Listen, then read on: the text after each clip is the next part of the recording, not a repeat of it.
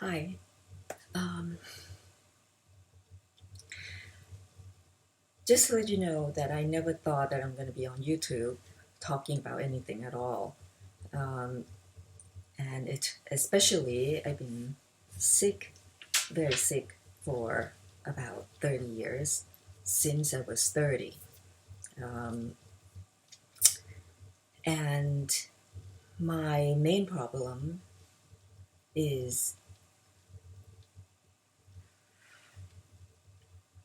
autoimmune um, diseases, starting with lupus, and then with that, it affects a lot of my nervous system, talking about the autonomic nervous system, the motor system, everything. So, whatever that it affects, then there's a name for it. It affects my thyroid, so it's Hashimoto thyroiditis. Um, so, okay, I'm going to try to make this video as short as possible, but I'm really, really excited to tell you what happened to me in the past 6, 7 months. Um, just to go back, maybe about 2 years ago, I was, really, really weak. And throughout the whole 30 years, I was up and down, weak. I may have energy for like maybe 1 or 2 hours. Have to go to see doctors. Came back home. I have to lie down for like maybe the next few days or even more just to recover. But anyhow, 2 years ago, it was so bad. I felt like I had no energy whatsoever. The pain was also really bad. And I really, really, I was convinced that I would not last 6 months. Put it this way, I got up just to go to sleep. And I got up late because it's hard to get up early. And late, I'm talking about 12, 1 o'clock. And at times, my nurse has to wake me up.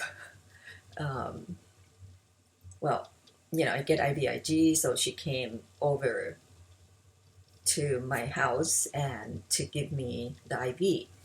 And I used to get that 5 days a month for a long time, probably about 15 years, 17 years.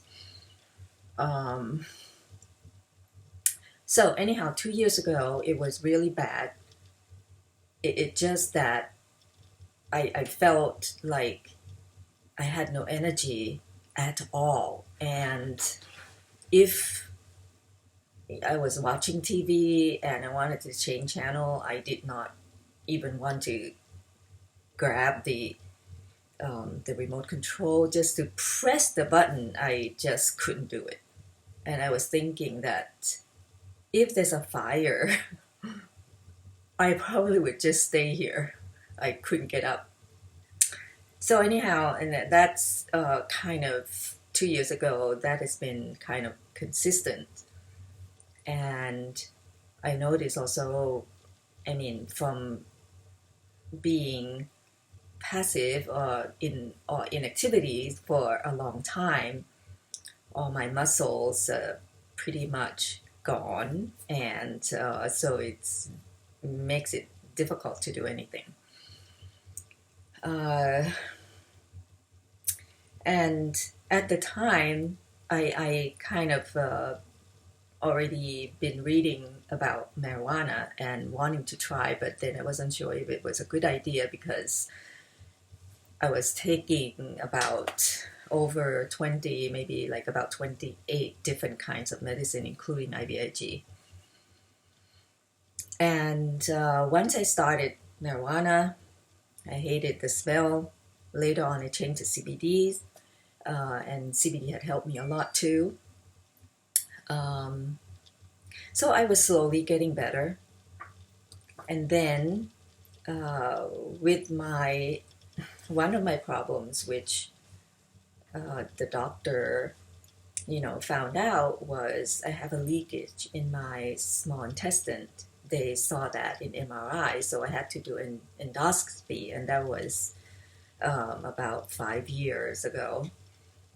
But endoscopy did not show that there's an inflammation or anything, but they weren't sure what it was, so they called, there's a condition called protein loss.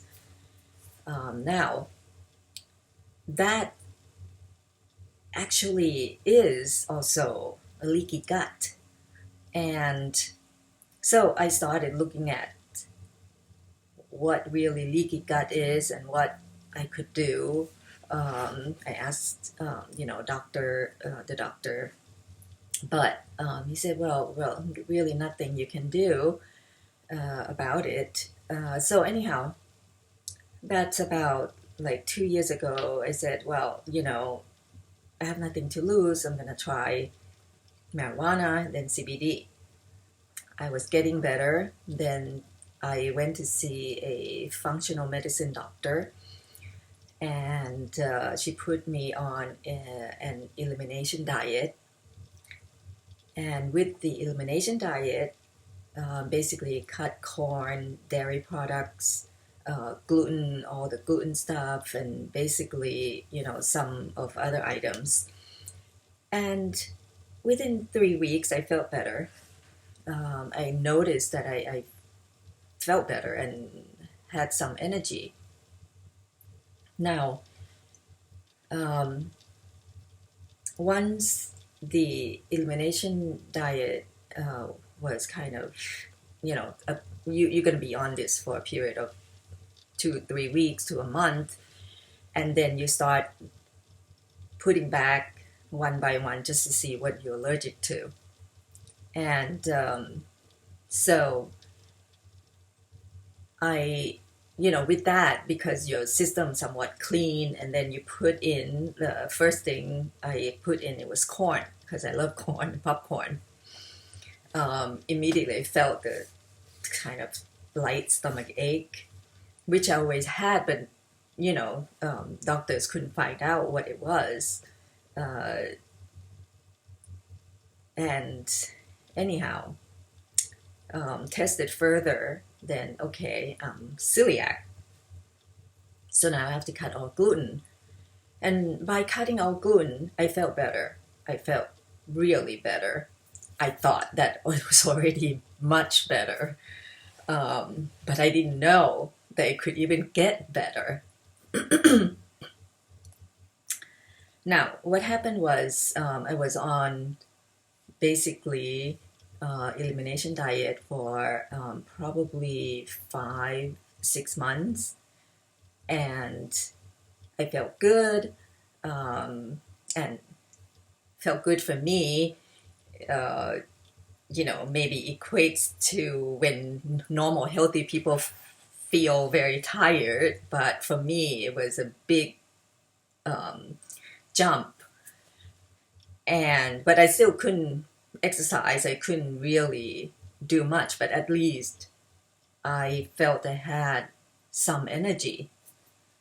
Now, somehow, through research, through reading internet, I came across Dr. Stephen Gundry and he wrote a book on a plant paradox, and people were talking about they got better, and especially autoimmune, right? So I learned about lectins, what lectins is, and I eliminated all lectins.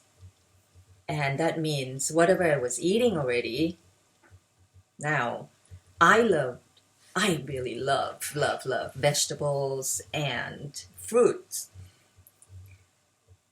But a lot of vegetables and fruits have lectins. So anyhow, I said, well, I already couldn't eat gluten, couldn't eat quite a bit of stuff. So eliminating lectins to see if I would feel even better. So I did feel better. So I was on this lectin elimination diet for probably another 4 or 5 months. I came across keto because I was looking at the food I'm eating, and I'm eating more protein because I want to also build back my muscles, even though I don't really enjoy the meat that much. And so, I was looking at, oh my God, I'm eating meat and little vegetables, and if that was okay, and somehow doing the research, that was somewhat close to keto diet. Now, keto diet is about 70 to 75% fat, and about 15% protein and 5% carb. Now, of course, my diet was still high in carb, even though I reduced a lot of gluten and lectin vegetables. I was kind of concerned that eating more meat, would that be okay? Because you always think that eating meat is bad. Now, just to give you a little background, a while back when I found out that I had lupus when I was 30, a few years later, there were news and there were people talking about vegetarian diet, and that vegetarian diet helped them, with autoimmune problems. So I got on that wagon. I was a vegetarian for 7 years, but I do notice that I was getting worse every year. However, I never thought that was the diet. I thought it was just my own condition, my lupus. So my medicine, everything kept going up. The new medicines introducing, and then there's attacking my nervous systems and all of other stuff. And then later on, I was diagnosed with CIDP, chronic inflammatory demyelinating polyneuropathy. So again, it's the nervous system. So there's pain, nerve pain. There's also couldn't walk, and all of that. That's why then I was on IVIG. So I gave up being a vegetarian. And when I was vegetarian, it's not that I did it wrong or anything. I did a lot of research. I make sure I had enough protein, I have enough B12, and I had to take supplements and all of these things. It's quite complicated because then you have to really track, you have to make sure, and you have to eat enough, a lot of things. Now, to get back to just about 6 months ago, 6-7 months ago now. So I was on this higher meat diet. Fat wasn't really that high because we always train to eat low fat. Now, I looked at keto diet and tried to understand it, and looked at some research and looked at people who are getting better and people who are, I'm talking about so many different diseases that they got better, and including people with autoimmune. So I said, okay, I'm gonna try this. And even if I don't or did not like meat that much, and fat, So at the beginning, it was kind of hard to eat more fat. But then I was still eating carb, right? It's 5% carb. So it was consisted of some vegetables, like broccoli, which is low lectins, and sweet potatoes, and spinach, and everything. And I still continue looking at different diet.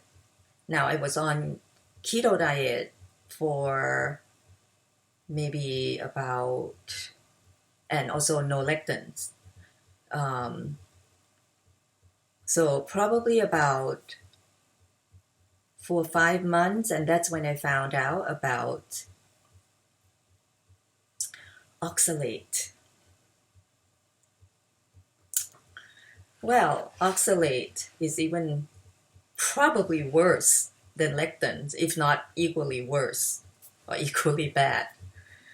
And all vegetables have oxalate. And then when I read about if you have too much of oxalate, some people actually die.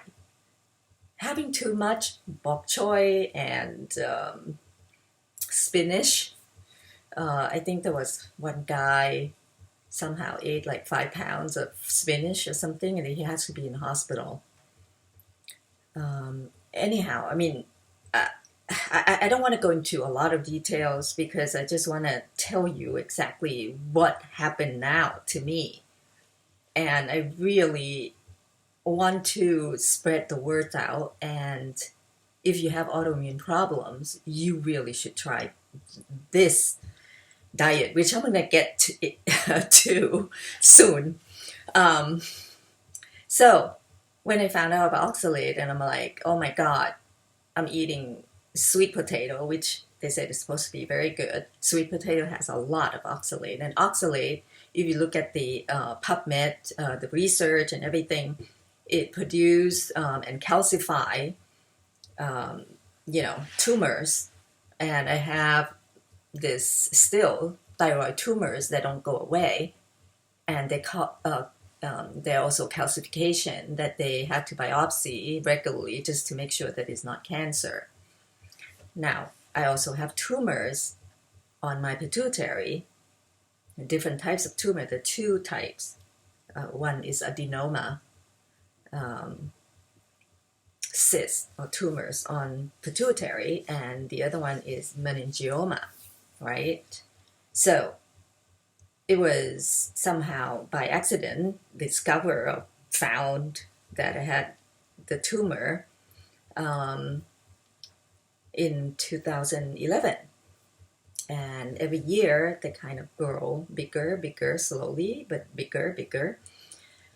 The major concern was that if it grows big enough and is also close to my optic nerve, and if it presses the optic nerve, I can go blind. So then I have to get an MRI every year to look at, how big it grows, and then the new ones come up and all of that. Now, not too long ago, which is maybe a couple months ago, that's when also I found lectins can induce tumor. And also lectins can go up when you eat a lot of lectins, and lectins digest and not digest, and it's travel through your vagus nerve and up to your brain. And it can also inflame your brain. You can have, they're talking about, Dr. Paul Mason was talking about the fact that, when it travels through a vagus nerve, it goes up to your brain, and it can be autoimmune, as well as at times this it creates this T2 or lesion, and over time, you can have Alzheimer. Now, because they were looking at my pituitary tumors, of course, it's also the brain part. So I had I had this T2 flare lesions, I'll just make it short, all over the place. Over time, it got worse, and I was told I cannot do anything about it. As you get older, people get more of this. And yes, so I started reading about it. You couldn't really do anything, Basically, it's like, okay, you get older, and that's what you get. But knowing about lectins and this vagus nerve and the autoimmune in the brain and everything, I was hopeful. So I said to myself, hey, I already eliminated the lectins for about 7 months, and oxalate basically for a couple months, and then I'm due for my next MRI of pituitary in the brain. So I was really hoping that, if this diet is right, then I should see the reduction of the size of the tumor, or tumors, actually. What I did not expect was that my two types of tumors, the adenoma and meningioma, the adenoma tumors, they're all gone. Zip. Gone. Completely regression. That's what they wrote it. So I was very excited. So now I had to go to see my doctor. Of course, nowadays you can see your result online. And I wasn't sure if I read it right and all of that. So anyhow, when I went to see my neurologist, so I have two neurologists. One is a general neurologist and the other one is an optic. Now, in a separate meetings or separate visits, they both asked me, what did you do? And I said, I don't know if it's related, but I cut lectins for 7 months. Now I cut oxalate for 2 months, and oxalate, I still want to see the results, but I don't know. But I'm kind of on a keto carnivore diet. Well, I'm not 100% carnivore because I still have some little bit of vegetables or, some carb, but very little. And certain days, and most of the days, I'm carnivore. And how I found out about carnivore diet was the fact that I was concerned about eating all this meat and it's not good and everything. So when I did the research, that's when I found out there is such a thing as a carnivore diet. You can eat meat only, no sutil, And Dr. Paul Saladino is the doctor who got into carnivore, and he did a lot of research. He provided a lot of free information. And I was skeptical to get, eating more meat and, even get on keto diet and all of this. But, I started it good with the CBD. My medicine started to reduce. I was able to reduce. I was on prednisone, medium to high dosage, for 30 years. And I couldn't reduce because every time I reduced it to about 35 milligrams, flared up. Something was going wrong. And then I have to go back up and then trying to taper down again and then trying to go down lower than 35, 30 and trying to work towards zero, but never got there. So I was on prednisone for 30 years. And with, I would say, keto diet, I was able to reduce the medicine even faster. And one by one, just drop off. And, keto carnivore, I'm not like 100% on either of them. But they're kind of very similar. Carnivores, you eat about 80% fat and 20% protein. And now I enjoy fat. Now I enjoy meat. I feel great. And yeah, of course, I still fatigue, with all the problems I have. I'm still on IVIG. I still fatigue, but at least I have moments of good hours, good days, and I'm stronger. Even I would say after on keto diet for about 2 months, I started feeling that I have some energy and I wanted to do something. I always wanted to exercise. I wanted to do something because, exercise is good for you, right? So you should do some kind of activities. Now, so I went to the gym in my building, which I never went. So I got on a treadmill for 5 minutes, 10 minutes, and that was it.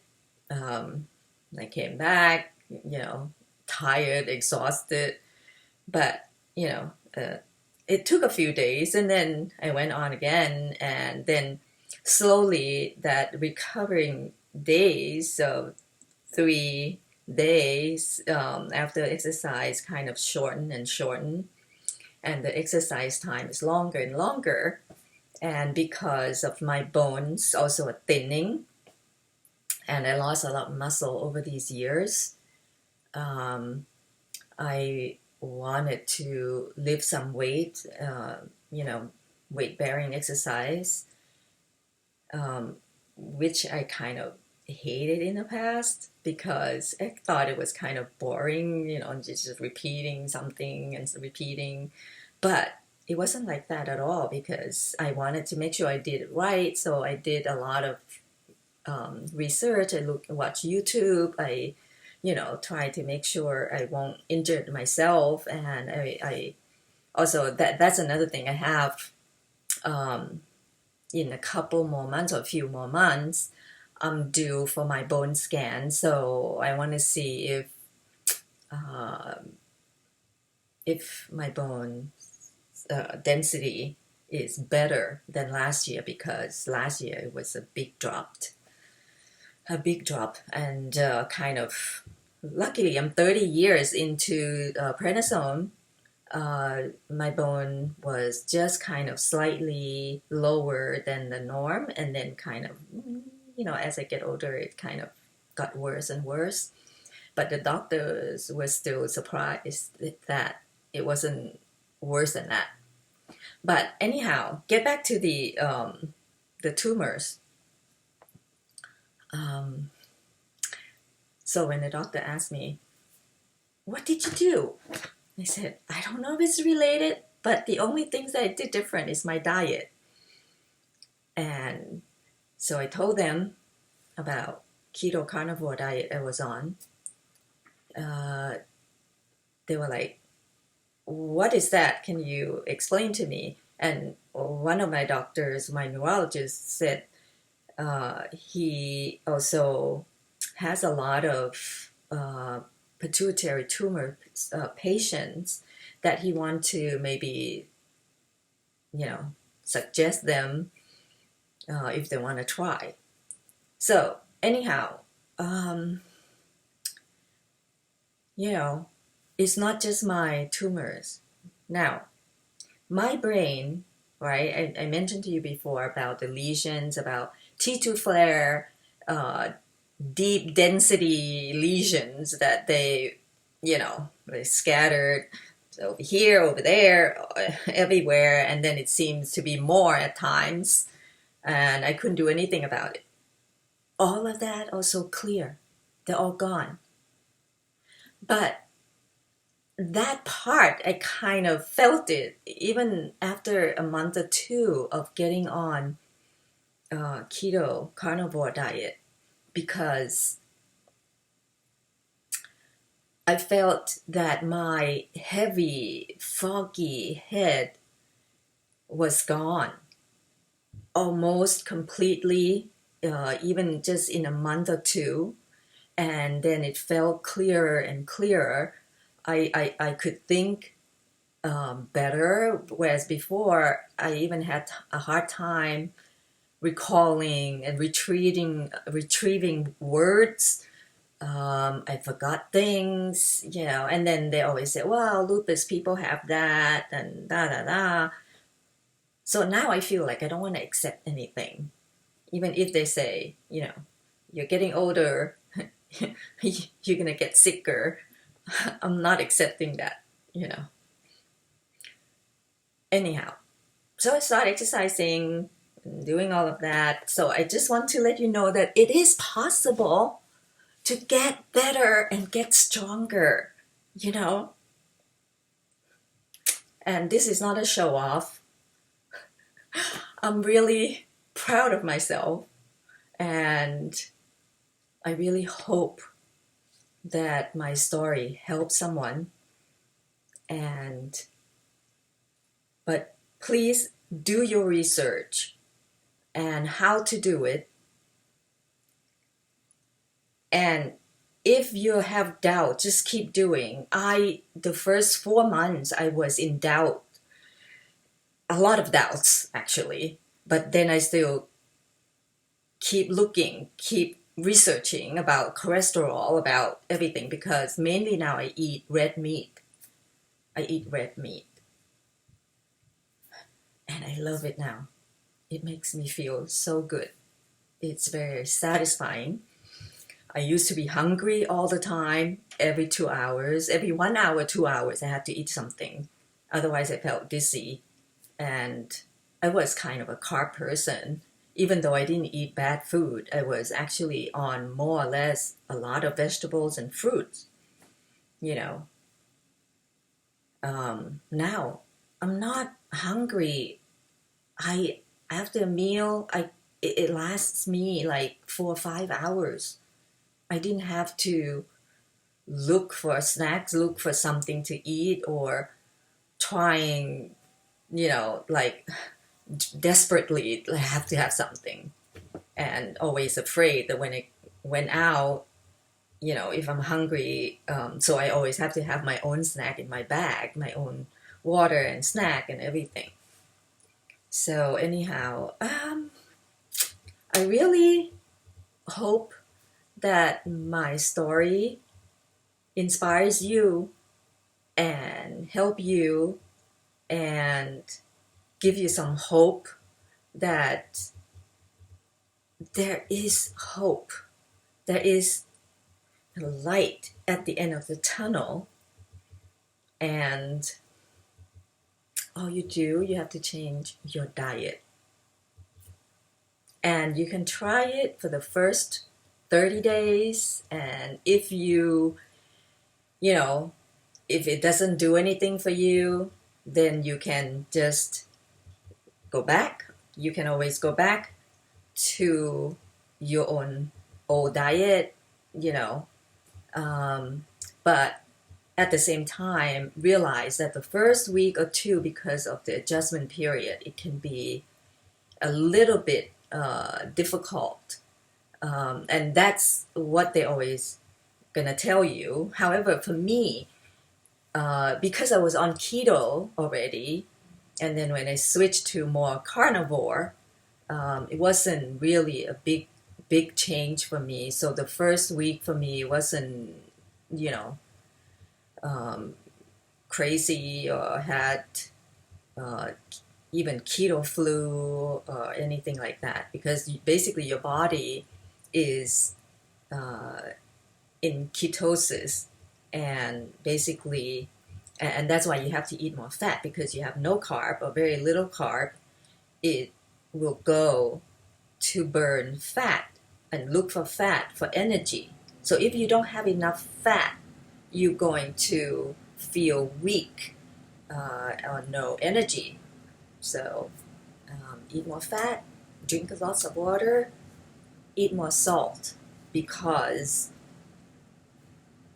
your body got used to having carb, and carb it's kind of act like probably more like a sponge in your body, so it holds a lot of water and salt. So more salt it could be you know not so good. However, when you're on low, it's not low carb, it's you put your body in ketosis, then you no longer have so much the sponge to hold the salt and water, so you're gonna like flush it out a lot, so the salt is going to go out quite a bit, and you need salt to operate in a lot of things in your body. A lack of salt actually can get you to the hospital. So anyhow, I'm going to try to put as many links to start with, and so you can look at the links below. And again, this is my actually my second video, and I couldn't believe it, and the doctor couldn't believe it either, because he said to me he never saw a case like this, that it just from tumors and to none. From adenoma only, but there's meningioma, which I'm not sure. It at least it stays the same size. So hopefully, because I'm just about 2.5 months cutting oxalate, so perhaps by cutting oxalate, hopefully, maybe next year when I get my MRI, then I could update you on that. Okay, otherwise, thank you for listening, and good luck with your journey. You can always send me questions. Okay, thank you. Bye-bye.